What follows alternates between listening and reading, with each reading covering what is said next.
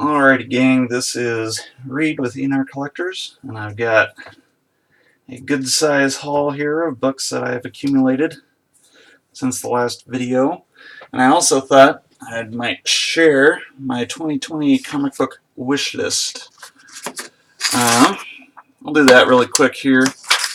So these are the books that I really want to go after this next year, this coming year.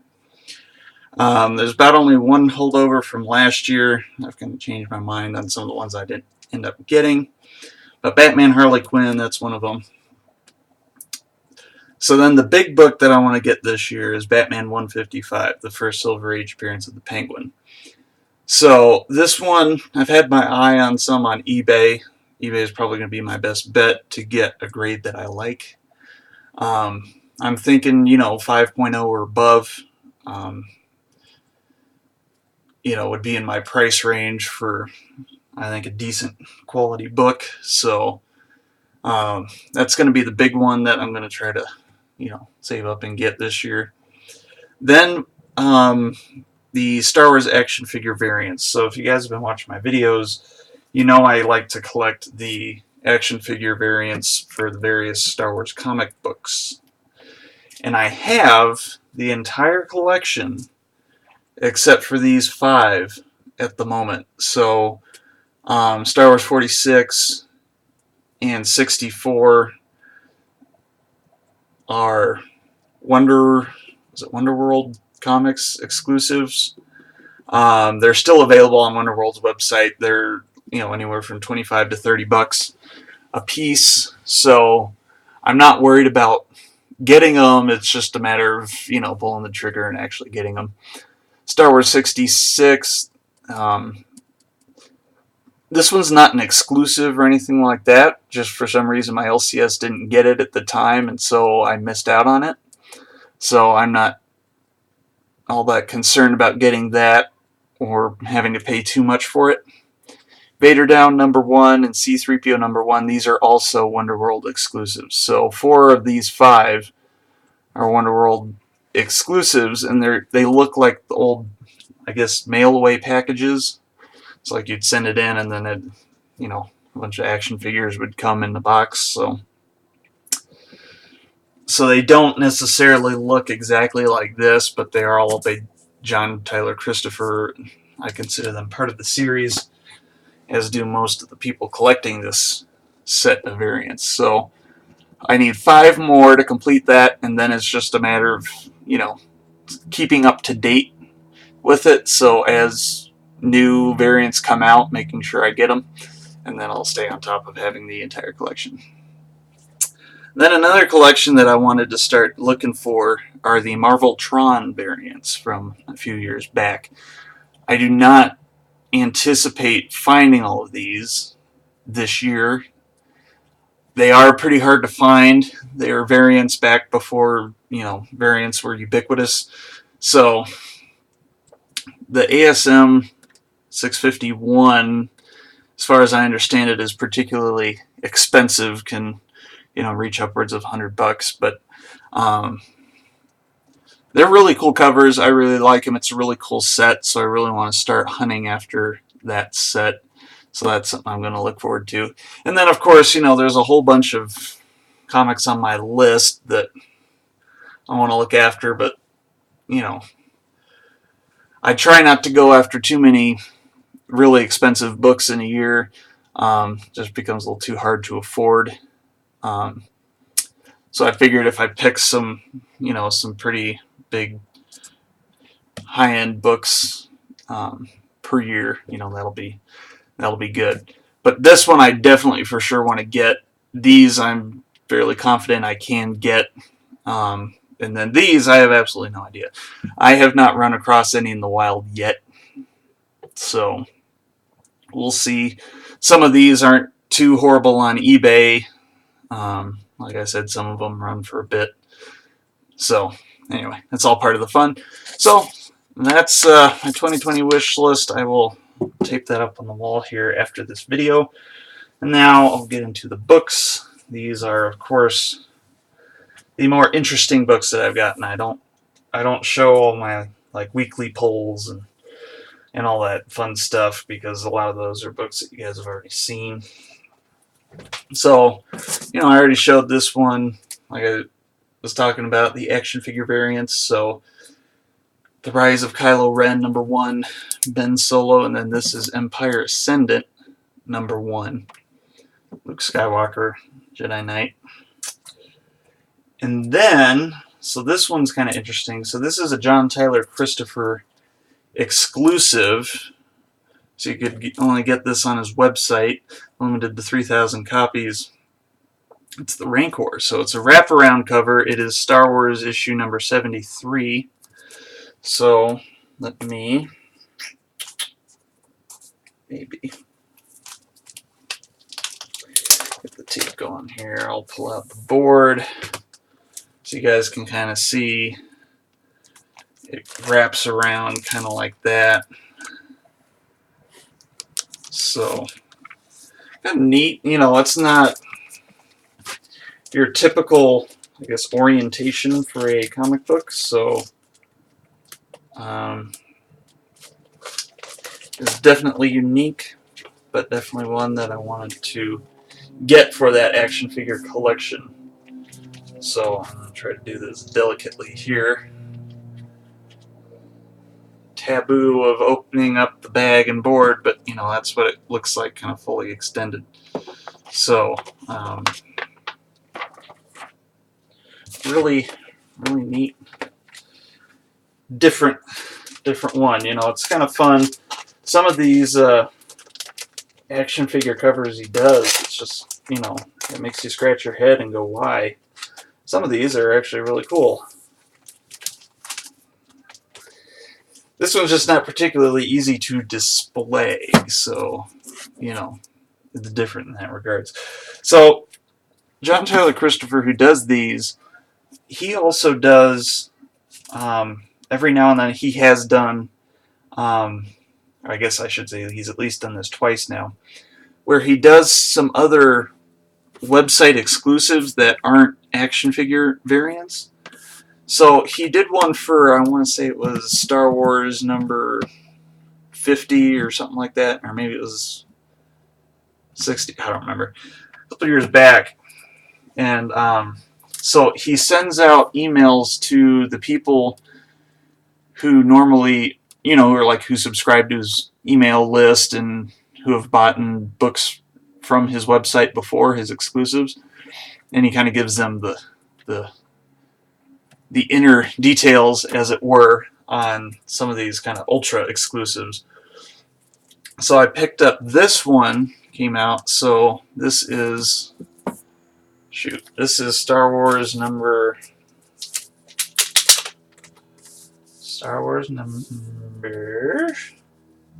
66. So the Star Wars title just ended with issue 75. So this is kind of really late variant to number 66. Maybe 66 was the other one, because he did another one that was kind of like this negative space variant with Emperor Palpatine. So then he did this one. I believe the print run is 1,000 copies of Yoda, and it's green. I guess the color's not coming out very well.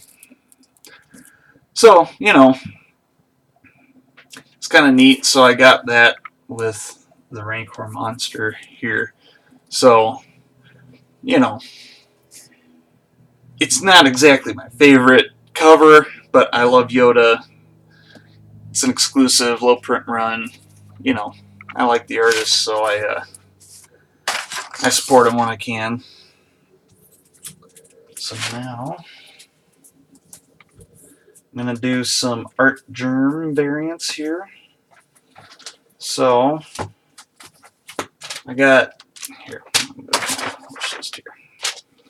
This is Vampirella number 5. This is like a sneak peek of his cover for number 6. I think it's something like a final order cutoff incentive variant or something. So my store had a couple of these, picked one up. Really like that cover. I don't usually go for black and white covers like that, but I mean, come on, that one's really good. Let's see, and then I got, let's see, I'm going to show this one. So this is probably my favorite Artgerm cover that he has done in quite some time. I really, really love this cover for Amazing Mary Jane #1. So this is actually the copy that my comic shop pulled for me. This is the secret variant, so it's a secret 1 in 10 variant that they didn't advertise. So I don't know if they gave me this by accident, or if they just, gave it to me since, they know as I collect Artgerm covers. But super excited about this. I absolutely love this cover, and I loved it so much that I ordered a signed one from Artgerm's website. So this is the regular cover, so you can see the difference in the trade dress there between the regular and the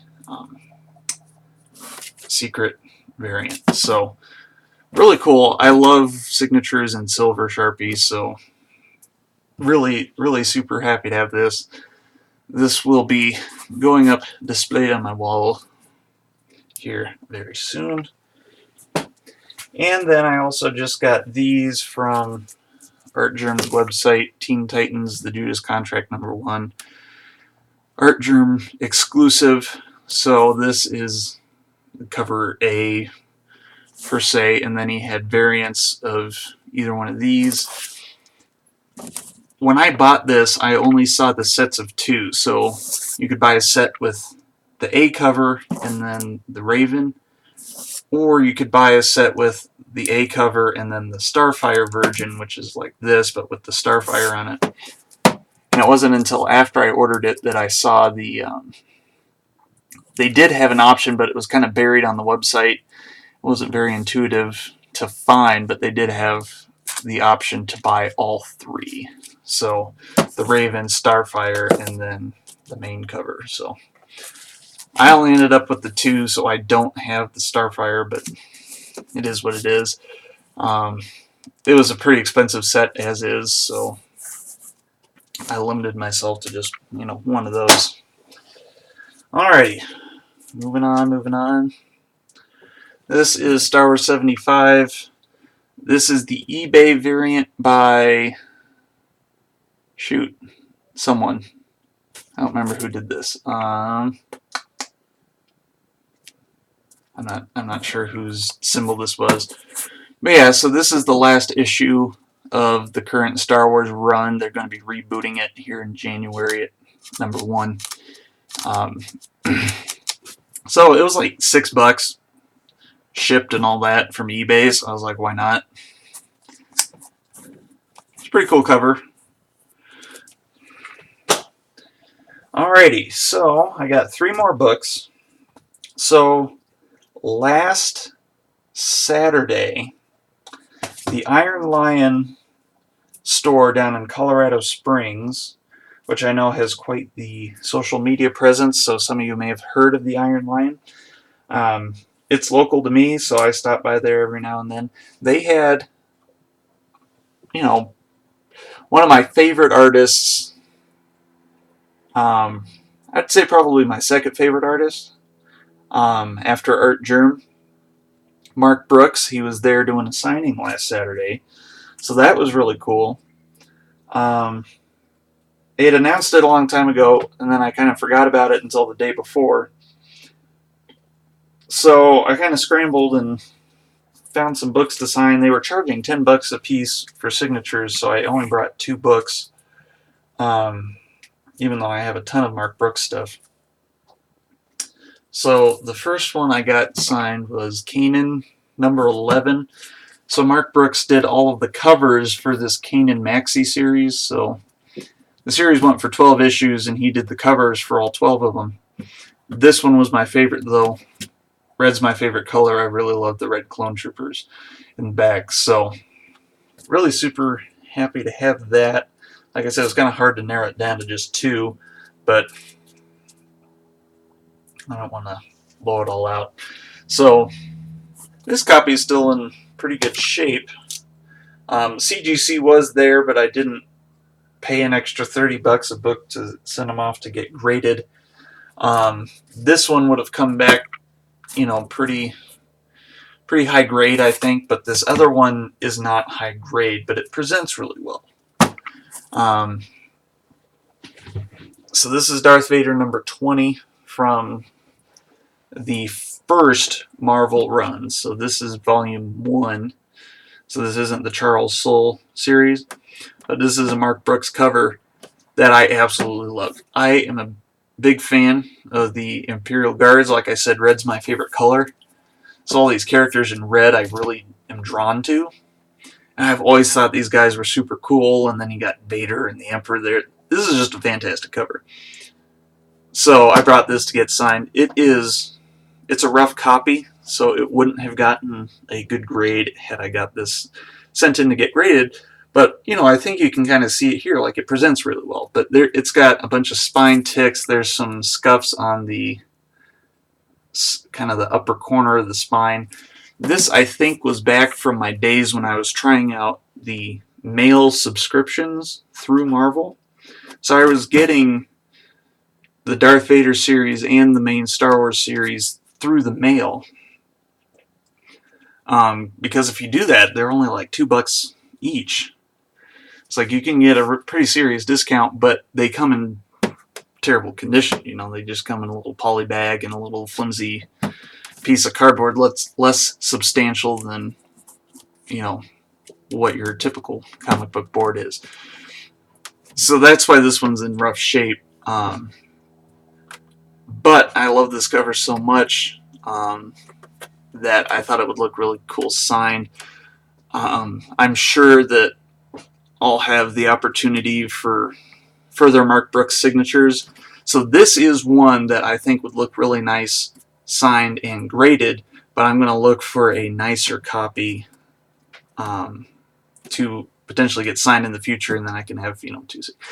So I used to be of the mindset that I want to grade every single book that I get signed. But I'm kind of moving away from that, just partially because grading can be fairly expensive, and it's not always a guarantee that you can get a witness for like a yellow label or anything like that. So I am warming up to the idea of just having raw signed books. So that being said, I would have loved to have this graded. I think it would look really nice in a case graded with signature. He's got a really cool signature, and I just love this cover so much. But this was not the particular issue. But this one, I've got, these comic book showcase frames to put up on my wall. So this one will definitely be displayed. Like I said, it presents really nicely, but when it comes down to the nitty-gritty of grading, then it's not up to snuff. Alrighty, so then this is the last book, so this one I'm really excited about.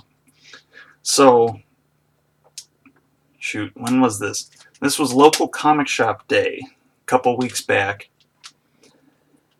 And my LCS, Hall of Justice Comics in Parker, Colorado, had Phil Hester as a guest doing signing and sketches for free.